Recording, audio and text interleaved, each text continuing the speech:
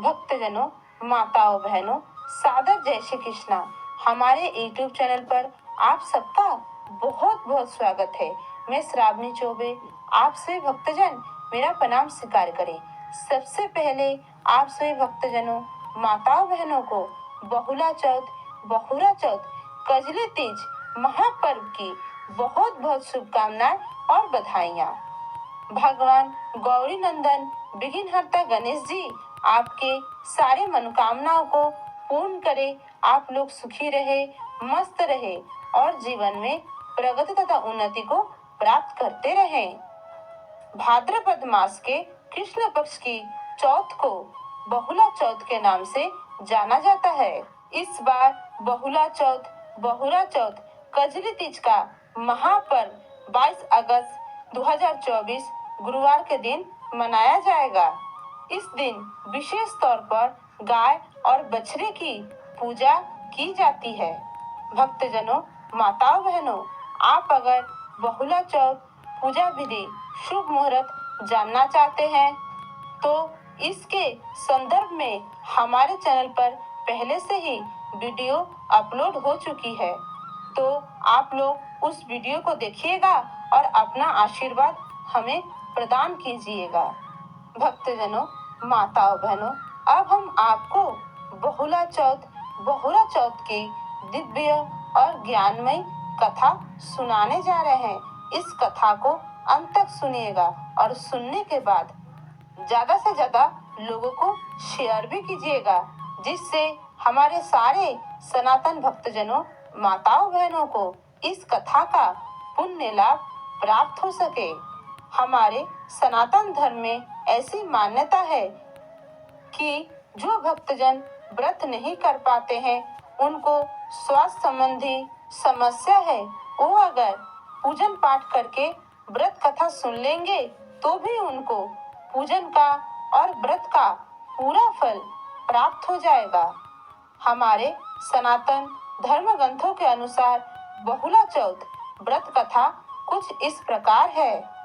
द्वापर युग में जब भगवान श्री कृष्ण ने अवतार लिया तो उनके अवतार में शामिल होने के लिए देवी देवताओं ने गोप गोपियों का रूप लिया और कामधेनु गाय के मन में भी भगवान श्री कृष्ण के सेवा करने का विचार आया, तो उसने अपने शरीर से एक बहुला नामक गाय को जन्म दिया। नंद बाबा के गौशाला में आ गई। बहुला का एक बछड़ा भी था। जब वो घास चरने के लिए जाती तब उसका बछड़ा उसे बहुत याद करता था। भगवान श्री कृष्ण का बहुला गाय से बहुत प्रेम था। वो हमेशा उसके साथ समय बिताया करते थे। एक बार भगवान श्री कृष्ण के मन में बहुला का परीक्षा लेने का विचार आया। जब बहुला वन में चल रही थी तब वो चढ़ते चढ़ते बहुत आगे निकल गई और एक शेर के पास जा पहुंची।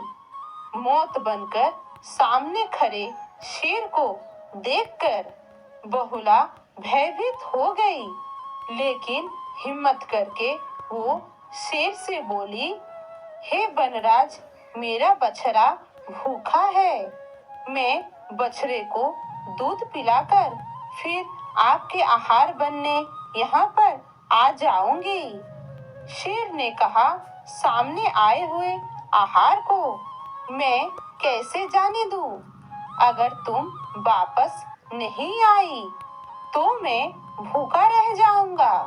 बहुला ने सत्य और धर्म की शपथ लेकर कहा, मैं अवश्य वापस आऊंगी। बहुला के शपथ से प्रभावित होकर शेर बने श्री कृष्ण ने बहुला को जाने दिया। बहुला ने अपने बछड़े को दूध पिलाकर फिर वापस आ गई। शेर उसे देखकर हैरान हो गया। बहुला की सत्य निष्ठा को देखकर श्री कृष्ण भगवान अत्यंत प्रसन्न हुए और अपने वास्तविक स्वरूप में आकर के बोले, बहुला तुम परीक्षा में सफल हुई। अब से भाद्रपद मास के कृष्ण पक्ष की चतुर्थी तिथि के दिन गौ माता के रूप में तुम्हारी पूजा होगी। भक्तजनों, माताओं बहनों, यहीं पर दिव्य और ज्ञानमय बहुला चौथ की कथा समाप्त होती है। हे भगवान श्री कृष्ण कथा सुनाते, सुनते और हुंकार भरते सभी भक्तजनों, माताओं बहनों की मनोकामनाएं पूर्ण करना।